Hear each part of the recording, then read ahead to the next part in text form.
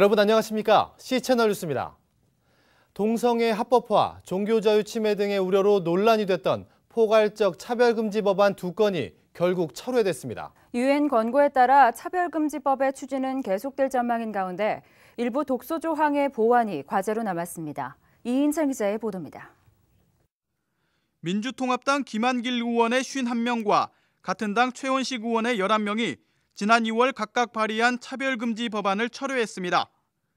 지난 17일부터 양 의원실 관계자들은 공동 발의한 의원실을 찾아 동의를 구하고 19일 철회를 최종 확정했습니다.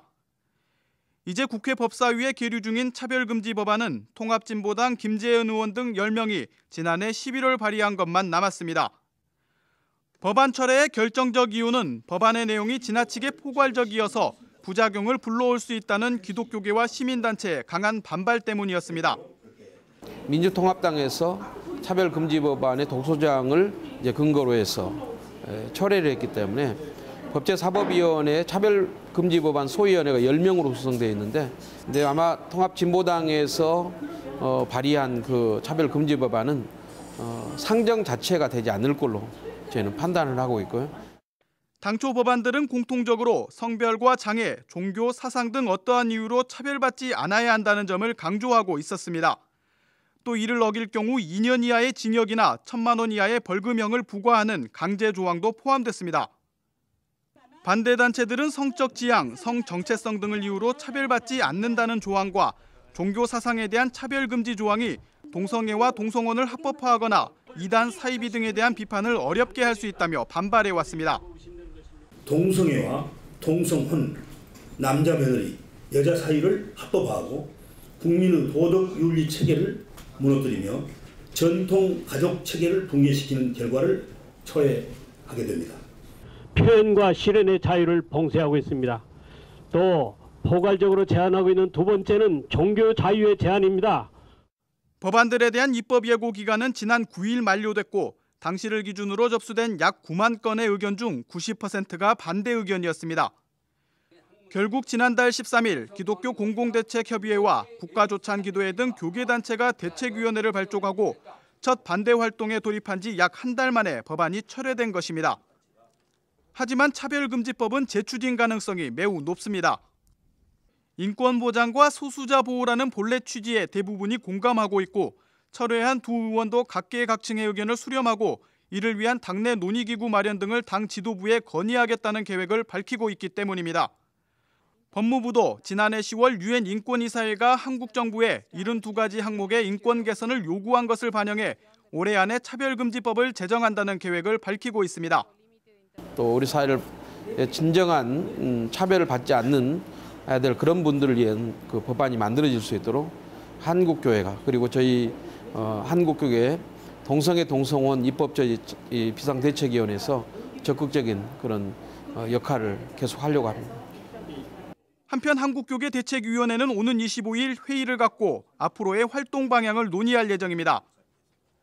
앞으로 추진될 차별금지법은 이번에 논란이 된 내용을 어떻게 보완할지가 관건이 될 전망입니다. 입법화 초기 단계부터 다양한 의견을 수렴하고 오용될 조항에 대한 대책을 마련해 신중하게 추진하는 것이 매우 중요해 보입니다. C채널 뉴스 이인창입니다. 캐나다 연합교회가 한반도 위기에 대한 성명서를 발표하고 북한뿐만 아니라 미국과 한국도 도발적인 행동을 중지하라고 요청했습니다. 캐나다 연합교회는 성명서에서 한반도의 위기감이 고조되고 있는 것에 깊은 우려를 표한다며 남북한 주민들의 안전이 가장 걱정된다고 밝혔습니다. 교회는 미국과 한국에 대해 도발적인 행동이 긴장 상황을 악화시킬 뿐이라며 연합 군사훈련을 중지하고 협상 테이블로 돌아와야 한다고 밝혔습니다. 캐나다 연합교회는 사태 해결을 위해 북한과의 직접 접촉을 캐나다 정부에 요청해 놓은 상태입니다. 한편 캐나다 연합교회는 지난 1925년 캐나다의 장로교회, 감리교회, 회중교회가 연합하여 설립한 교단입니다. 국정원 직원 대선 개입 의혹을 수사해온 경찰이 정치 개입을 금지한 국정원법을 위반한 것은 맞지만 선거법 위반은 아니라는 결론을 내렸습니다. 한국기독교교회협의회는 이러한 수사 결과에 유감을 표시했습니다. 서울수서경찰서는 지난 18일 사건 수사 결과를 발표하고 국정원 직원 김모 씨와 이모 씨, 일반인 이모 씨를 국정원법 정치개입 위반 혐의를 적용해 기소 의견으로 검찰에 송치했다고 밝혔습니다. 경찰은 피고발인의 행위가 공직선거법상의 선거 관여나 선거운동에 이르지 않았다며 공직선거법 위반에는 해당되지 않는다는 결론을 내렸습니다. 그동안 국정원 선거개입 진상규명위원회를 조직해 활동했던 한국기독교교회협의회는 이러한 수사 결과에 유감을 표시했습니다. 교회협 관계자는 지지부진하게 수사하더니 결국 꼬리 자르기식의 결과가 나와 유감이라며 진상규명은커녕 오히려 의혹만 커졌다고 비판했습니다.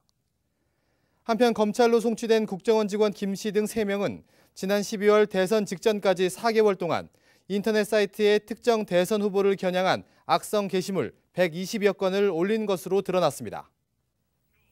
한국교회 신뢰 회복의 최우선 과제로 목회자의 회개와 교회의 사회적 책임이 제시됐습니다. 한국교회의 미래, 갱신을 위한 노력에 달렸다는 설명입니다. 곽영신 기자의 보도입니다. 한국 사회 민주화와 경제 발전에 크게 기여하면서 교회 수 8만, 교인 수 900만에 이를 만큼 성장해온 한국교회. 그러나 최근 들어 한국교회를 바라보는 사회의 시선은 곱지 않습니다.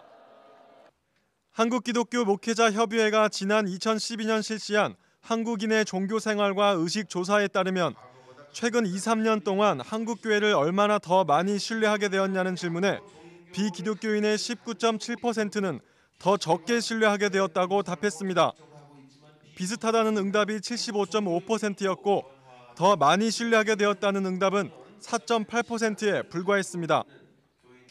뿐만 아니라 기독교인의 말과 행동에 믿음이 간다고 응답한 비율은 19.8%, 목회자의 설교와 행동에 믿음이 간다고 응답한 비율은 23.6%에 머물렀습니다. 비기독교인 10명 중 8명은 기독교인과 목사를 신뢰하지 않는다고 답변한 겁니다. 왜 사람들은 교회와 기독교인을 신뢰하지 못하게 된 걸까? 대표적인 문제점으로 교회의 물량주의와 양적 팽창, 목회자의 사리사욕, 교파 분열, 자기교회 중심주의 등을 꼽았습니다. 같은 조사에서 기독교인들의 응답도 다르지 않았습니다. 감리교 신학대학교 이원규 교수는 한국교회가 영적 진리에 대한 해답을 제시하고 윤리적으로 모범을 보여야 하는 본질을 잃어버리고 물질적인 성공에 집착해 영적 자만에 빠졌다며 한국교회의 문제점을 진단했습니다. 지도자의 자질은 가장 떨어지고 개인적인 영적 문제의 해답을 제대로 주지 못하고 있으며 참 진리를 추구하기보다는 교세 확장에만 관심이 있고 지나치게 헌금을 강요하고 있으며 규율을 너무 엄격하게 강조한다고 비종교인들은 보고 있습니다. 전문가들은 한국교회가 다시 신뢰를 회복하기 위해서는 목회자의 역할이 절대적으로 중요하다고 강조했습니다. 비기독교인들도 한국교회에서 가장 변화가 필요한 부분으로 교회 지도자들을 꼽았습니다. 비기독교인 37.1%가 이같이 응답했으며 교인들의 삶이라고 응답한 18.6%보다 2배 이상 높았습니다. 결국 오늘날 한국교회에 대한 사회적 신뢰도가 매우 낮은 것에 대한 우선적인 책임은 교회 지도자 혹은 목회자에게 있다는 사실에 유념할 필요가 있습니다. 개교회 목회자의 경우도 마찬가지겠지만 특히 교단 지도자와 초교파 단체 지도자의 영적 도덕적 수준이 먼저 높아져야 교회가 대사회적 문제에 적극적으로 관심을 기울여 기독교적 가치를 실현해야 한다는 주장도 제기됐습니다. 조사를 주관한 지용근 글로벌 리서치 대표는 미디어가 발달하고 소통이 빨라지면서 기독교 진리에 대한 정보는 이미 대부분 알고 있다며 이제는 말이 아니라 행동으로 복음을 보여주어야 할 때라고 강조했습니다. 전도에 대한 선교에 대한 패러다임이 이제 바뀔 필요가 있겠다. 복음 인지도가 올랐음에도 불구하고 개신교가 이렇게 성장하지 못하고 있는데 이런 측면에서 보면 이제는 개교회가 좀 더 교회 밖으로 나가서 봉사를 하고 이런 것들이 굉장히 강하게 될 때 개신교 신뢰도가 올라가면 아무래도 그런 것들이 좀 우리 사회에 좀 좋은 영향을 미치지 않을까. 한국교회는 교세가 작고 핍박받을 때 오히려 가장 적극적으로 진리를 부르짖으며 사회를 변화시켜 왔습니다. 지금은 부유하고 힘을 가졌지만 사회적 신뢰와 영향력은 바닥으로 떨어졌습니다. 교회의 미래를 위한 갱신의 노력, 이제 더 이상 지체할 수 없는 일임에 틀림없습니다. C채널 뉴스 곽영신입니다. 오는 6월부터 노숙인의 인권을 보호하고 자립을 지원하는 노숙인 복지법이 시행될 예정입니다. 법률에서 정한 책임만을 이행하는 것이 아니라 실질적으로 기회와 희망을 줄 수 있는 법이 돼야 한다는 취지입니다. 한국기독교교회협의회 홈리스대책위원회와 전국 노숙인 복지시설협회가 개최한 2013 전국 노숙인 복지 관련 종사자 워크숍에서 현시용 정책위원장은 노숙인이 통제와 격리를 받는 대상에서 다양한 서비스의 기회를 갖는 주체로 바뀔 것이라며 법의 시행을 환영했습니다. 정책의 실효성에 대해서는 노숙인의 욕구와 특성에 부합하는 지원 체계를 구축해야 한다며 전문성이 확보된 인력을 통해 종합적인 고려를 거쳐 정책을 적용해야 한다고 강조했습니다. 현 위원장은 또 이 땅에 가난하고 소외받는 노숙인들에게 기회를 주고 희망을 제시하려면 공공과 민간의 협력이 중요하다며 정부, 민간, 현장이 함께 노력하자고 말했습니다. 한편 노숙인 복지법은 지난 2011년 6월 공포됐으며 2012년부터 1년간의 유예기간을 마치고 오는 6월 본격적으로 시행될 예정입니다. 제비뽑기와 직선제를 혼합한 새 선거법이 적용될 예장합동총회 목사 부총회장 선거에 3명의 목회자가 노회 추천을 받았습니다. 예장합동총회는 지난 97회 정기총회의 결정에 따라 최근 선거법 개정안을 확정했으며 13년 만에 직선제 선거가 진행될 것으로 전망되고 있습니다. 현재 서천읍교회 김영우 목사와 광주 미문교회 백남선 목사, 광주 송정중앙교회 박덕기 목사가 각각 노회 추천을 받아 목사 부총회장 선거는 3파전이 예상되고 있습니다. 하지만 박 목사의 노회 추천은 본인 의사가 반영되지 않은 것으로 알려져 6월 1일 이후 후보 등록으로 이어질지는 미지수입니다. 차기 총회장으로 자동 추대되는 목사 부총회장에 3명의 후보가 등록을 마칠 경우 제비뽑기로 2명의 후보를 선출한 뒤 최종 투표가 진행되며 만약 후보가 2명일 경우에는 바로 투표로 이어집니다. 세계 곳곳에서 동성결혼을 합법화하는 움직임이 일고 있습니다. 뉴질랜드에서는 동성결혼을 합법화하는 법안이 통과됐고 베트남에서는 합법화 방안을 적극적으로 추진하고 있습니다. 뉴질랜드 국회는 지난 17일 동성결혼을 합법화하는 결혼 수정 법안을 찬성 77표, 반대 44표로 통과시켰습니다. 이로써 뉴질랜드는 세계에서 동성결혼을 합법화한 13번째 나라가 됐습니다. 한 매체는 동성결혼이 합법화됨에 따라 이웃나라 호주의 일부 동성애자들까지 뉴질랜드에서의 결혼을 준비하고 있다고 전했습니다. 한편 베트남도 아시아 국가로는 처음으로 동성결혼을 합법화하는 방안을 본격적으로 추진하고 있습니다. 베트남 사회 내에서 동성결혼 허용 문제는 이미 상당 부분 공론화된 것으로 알려져 있으며 베트남 국회는 오는 5월 혼인가족법 개정 문제를 다룰 때 동성 간 결혼에 대한 허용 방안을 협의할 계획입니다. 이 밖의 뉴스와 날씨를 전해드립니다. 한경직 목사 별세 13주기 기념 예배가 드려졌습니다.